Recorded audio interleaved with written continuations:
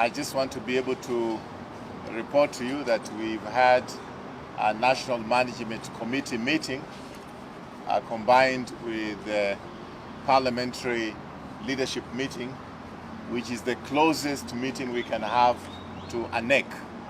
And of course, it was chaired by our national chairman, Mr. Nzuya, and attended by those you see here who represent our leadership in Parliament, both Senate and the National Assembly.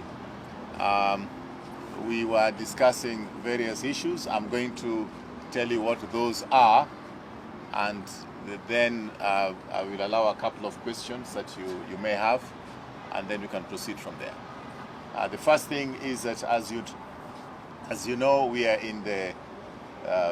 we're within months to the next general election, so it is very important that as a party we adhere to the requirements of law, the requirements of the Registrar of Political Party and the Political Parties Act in terms of compliance. So those are issues that we have to review every now and then, and we were looking at those. The next thing, of course, is that we are preparing for our National Delegates Conference, and that is the highest organ of the party, and part of the reason why we decided to have a much more broad-based meeting rather than only the NMC, but also to include our stakeholders from Parliament, is so that they can input in any agenda items that we do have for the National Delegates Conference. And then another thing which of course we discussed about is various caucuses that the party is going to launch, and we'll be giving you information as soon as those very important caucuses are launched.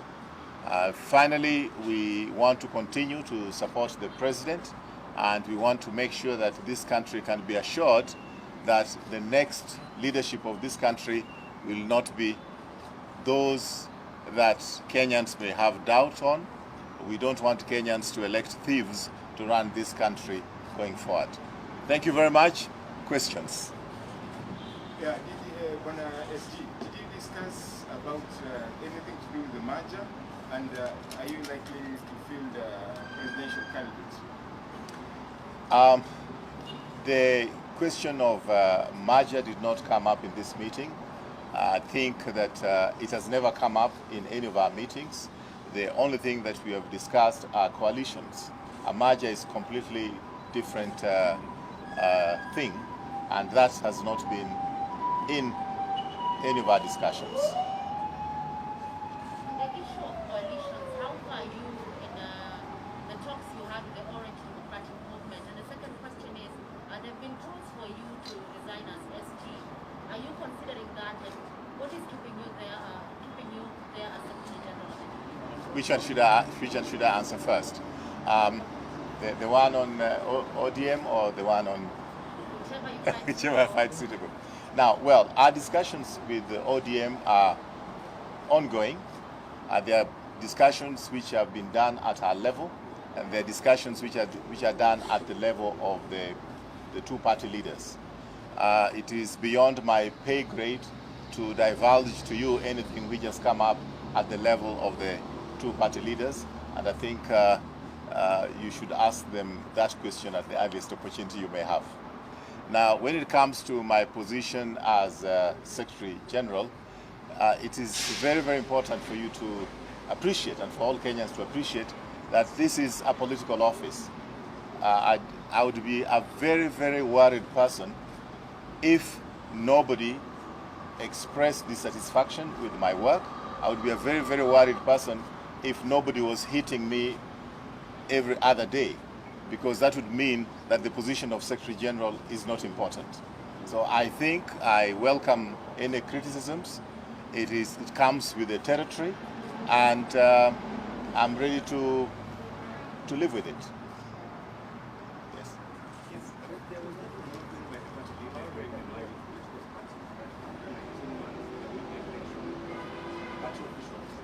We are now heading to another election in 2022. Does the party intend to hold this grassroots election? Well, that's one of the things that will be discussed at the NDC. And I'd like to be able to inform you that we really wanted to have the elections in 2020. We were ready, we were prepared. Indeed, we were only delayed by the requirements that were made to us by the register of political parties. This being a very litigious country, if we did it without adhering to the requirements of the register of political parties, then those elections would be declared null and void. And then after that, unfortunately, we went into the COVID period when political activities were basically not allowed to be done in a certain way.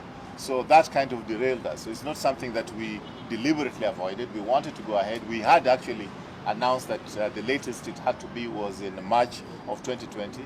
But as you know, COVID came knocking in about the same time. So will the party go to the next election? Interim officials in office? The NDC can decide. The NDC can decide on that, and it will be presented before the NDC. Yes, boss.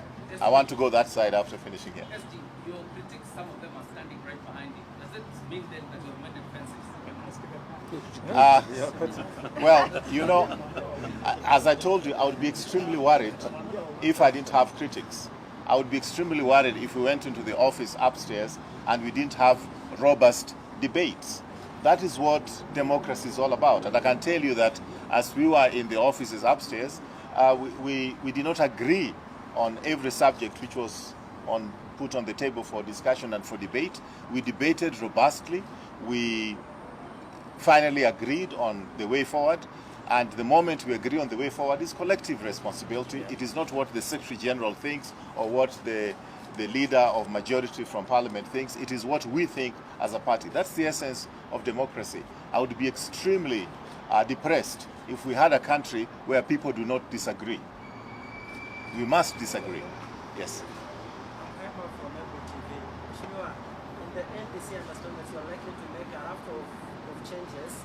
If at all the members feel that okay, we are going to serve enough time and they feel like we need changes, will you be at liberty to accept their proposals? And people say that Mheshimiwa, you have been so quiet in the recent days. The agenda is not out yet. Well, first of all, you are assuming an agenda that I didn't even know is coming to the NDC. You seem to know something that I don't know. Maybe you are reading too much from the social media. But I think your question is valid. The NDC is the highest party organ, and whatever the NDC decides prevails. Yeah? The rule is that the NDC we must give a notice of 21 days. Because our party leader has got a very busy schedule, there'll be some comparing of notes with his diary, then we'll announce the date of the NDC. Okay? And they'll be the ones to announce. Yes, and yeah, you'll announce. Okay, thank you. Yes. Last question, or second last question. You and then one more person. Yes. Just a follow-up from this. Is it now like this month or next month? You know, I've just said that there's some need for comparison of notes between us and the party leader. So if I start saying that is this month or next month, I'll be jumping the gun. Is it possible for you, as student, to tell us maybe some of the issues that you are likely to discuss at that meeting? No, don't worry. Those will be on the notice. No, don't worry. That's what we are discussing. That's what we're discussing, what is to be the agenda. Actually, we have another meeting on Thursday, and we have some other meeting on Friday, when we'll be discussing what is going to be in the agenda. If I start announcing what is in the agenda here, unless I want to be sacked. Okay, last question. No, you've asked. I want to give him a chance. Yes, sir. Huh? No. You've done? The lady. No, the lady has asked. No. No, the other one. This one, yes. All these guys like you. Yeah. Yes, so in your last press conference, you talked very loudly about and he has publicly endorsed a different party. And I'd love to know if part of your agenda in the NDC is to remove him. Well, just as I said, I don't know what is going to be in the agenda until we finally agree as a team on what is going to be the agenda and in consultation with the party leader. So what comes in the agenda is not the work of one or two individuals. It's a whole team here. But it's a little concern for you that you have a deputy party leader who's advancing agendas for the political party. That is in the Constitution. That is actually in the Constitution.